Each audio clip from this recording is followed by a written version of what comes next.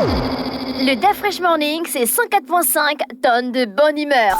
Tous les matins sur Urban FM. La meilleure radio de la capitale. La meilleure radio de la capitale. Vous êtes sur les 104.5, on est avec notre juriste maison, Maître Gilles Lépébé. Bonjour, Maître. Bonjour, DAF Fresh. Merci Bonjour, d'avoir René accepté. Ruth. Bonjour, merci d'avoir accepté notre invitation. C'est moi qui vous remercie. Aujourd'hui, on va parler de quoi exactement? Nous sommes toujours dans la perspective de jeunes consultants masterclass Oui, c'est vrai, je entrepreneuriat. me rappelle. Et aujourd'hui, nous allons parler. Comment ça a commencé? Ça a bien débuté? Non, c'est demain. Ça commence demain. Ça commence demain, oui. D'accord. Le ok. 21. Voilà. Donc, dans cette perspective-là, aujourd'hui, nous allons parler beaucoup plus des obligations du banquier, de l'évolution des obligations du banquier et de l'évolution de la dématérialisation des outils du banquier. Voilà. On parle avec le docteur L'Homme François. L'Homme François, qui est docteur en droit. Voilà. Docteur en droit, dont la thèse a porté sur l'encadrement de la monnaie électronique dans Toi, l'espace CEMAC. tu as un puits là où tu vas puiser les Bien jeunes sûr, docteurs. Hein? Bien sûr. Les Pas seulement docteurs jeunes ne sont plus vieux avec Non. la Tous les chauve et tout docteurs, j'ai ça. un Ça a puits. changé. J'ai un puits où je vais vraiment puiser tout ce qui est docteur agrégé. Docteur L'Homme François, bonjour. Bonjour, la fraîche. Comment vous allez? Ça va, merci. Pourquoi il y a les jeunes docteurs maintenant comme ça, là, les PBI, ils sortent d'où? Ils aiment l'école. D'accord. Peut-être qu'ils ont le bac à 10 ans. Ah bon? Ah. Ils aiment l'école, c'est tout ce qu'on peut dire. Donc vous êtes docteur en droit, dans quel domaine? Déjà, merci. Merci, la fraîche. C'est toujours un plaisir de revenir par ici. Je pense que c'est mon deuxième passage. Oui. Merci à Maître Gilles Lépébé de m'avoir sollicité pour ces masterclass. Mes encouragements, très cher maître. Merci, docteur. Je suis docteur en droit privé. J'ai pour cent d'intérêt, pour ne pas dire que j'ai une certaine expertise en matière de droit bancaire et de droit des nouvelles technologies, dématérialisation des transactions. L'évolution des obligations du banquier. Le banquier a des obligations Oui, disons que envers qui les clients? Oui, dans ses rapports de clientèle. C'est-à-dire que dans ses rapports avec ses clients, le banquier a des obligations. Naturellement, des obligations classiques. Mais pourquoi parler d'évolution? L'évolution des obligations, cela résulte de la norme juridique, de la logique juridique qui voudrait que les règles de droit évoluent. Les règles de droit évoluent et les obligations du banquier avec. C'était important d'en parler dans le cas des masterclass parce que c'est un peu dans la logique de la formation continue. C'est important de discuter, d'échanger. On n'est pas nécessairement dans la posture de l'enseignant. C'est plutôt de mettre des questions nouvelles, les questions récentes, les évolutions récentes, jurisprudentielles notamment, en matière d'obligation du banquier sur la table, afin de discuter avec les professionnels de la banque. Vous avez un grand thème, hein, l'évolution des obligations du banquier et la dématérialisation de son activité. Ce n'est pas la chose qui fait le plus peur aux banquiers dans les pays sous-développés. Dématérialiser son activité, remplacer ça par un système digital bien approprié. Ça met certains banquiers au chômage. Je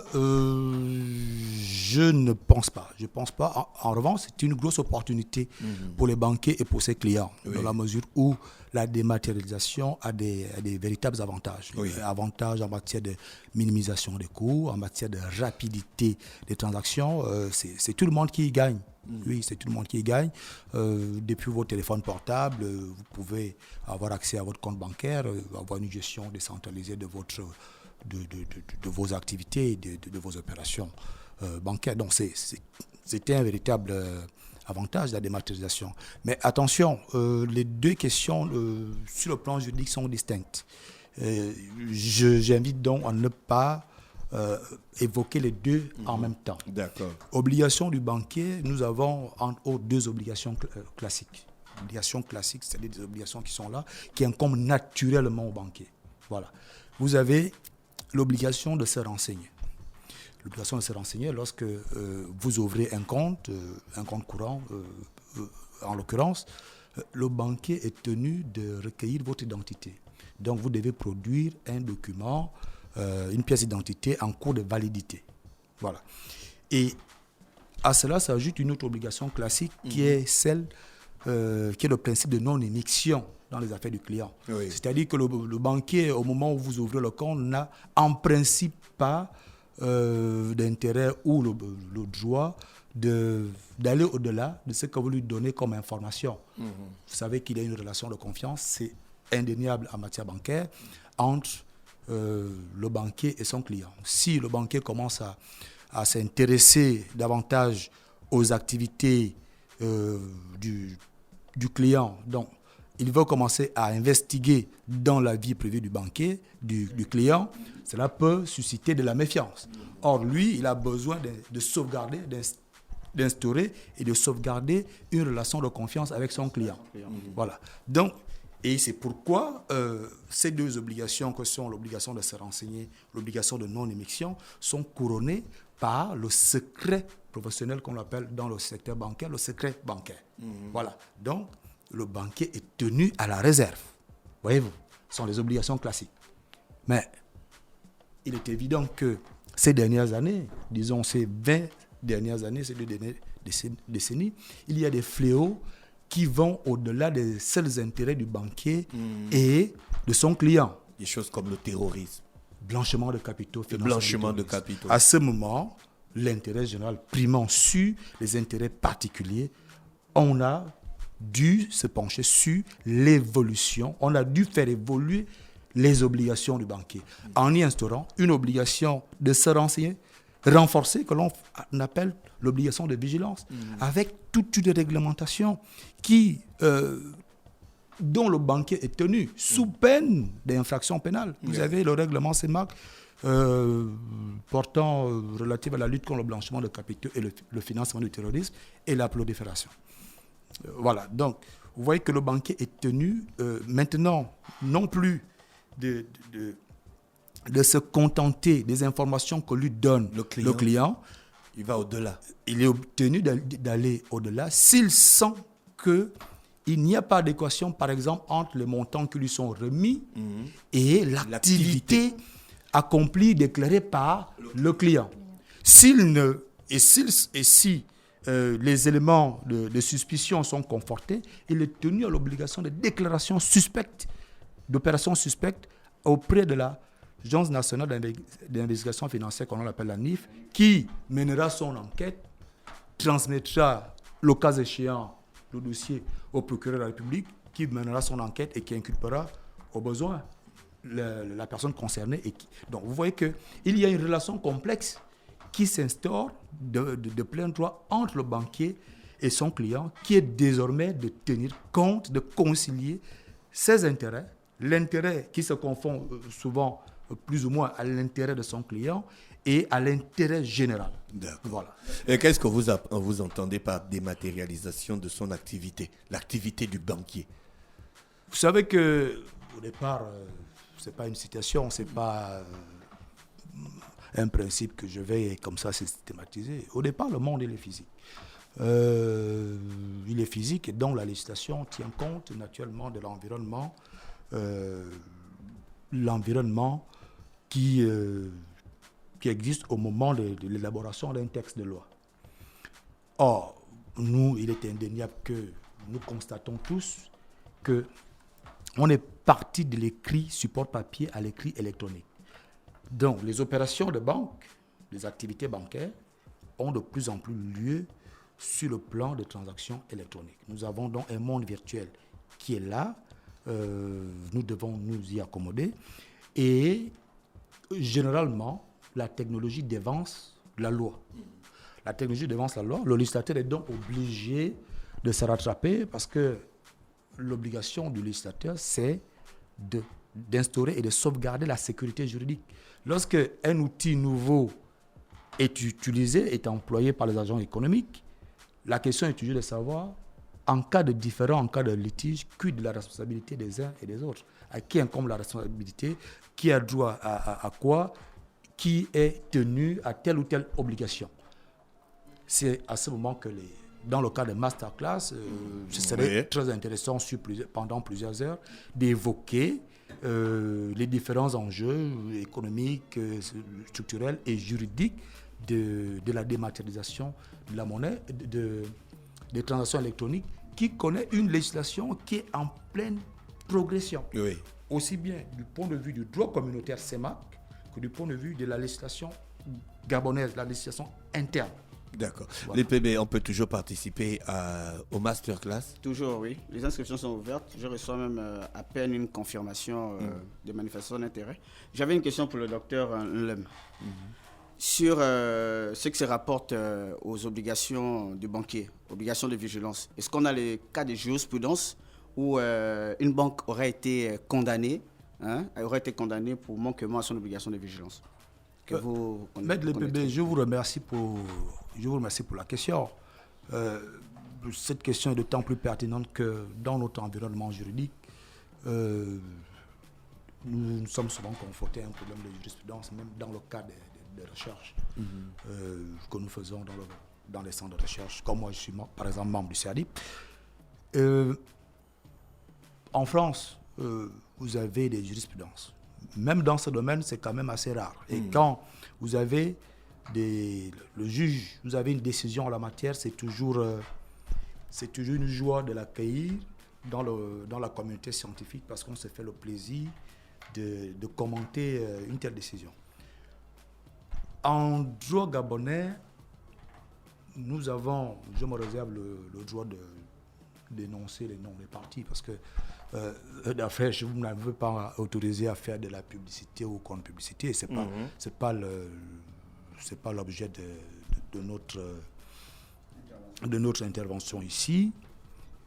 Il y a bel et bien de la jurisprudence qui nous intéresse. Jusque-là, en matière d'obligation de vigilance, les juridictions gabonaises, parce qu'il s'agit de la jurisprudence gabonaise, c'est ce qui nous intéresse. Il faut que les agents économiques, les banques, y compris, sachent que la jurisprudence existe et que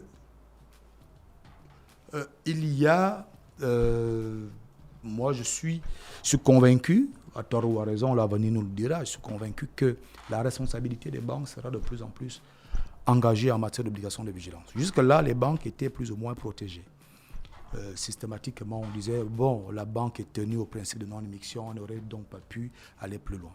Mais, depuis un jugement du tribunal de première instance Libreville, chambre commerciale, avant la création du tribunal de commerce, un jugement intervenu en 2017, une banque gabonaise a été condamnée à 14 milliards de francs CFA de dommages et intérêts pour manquement à l'obligation de non-vigilance. C'est vrai que l'appel a été interjeté, la Cour d'appel judiciaire de Libreville a annulé la décision, a infirmé la décision du tribunal, mais c'est important de rappeler rapidement, succinctement, les faits de la cause. Dire comme ça qu'il y a une jurisprudence, mais il s'agit de quoi?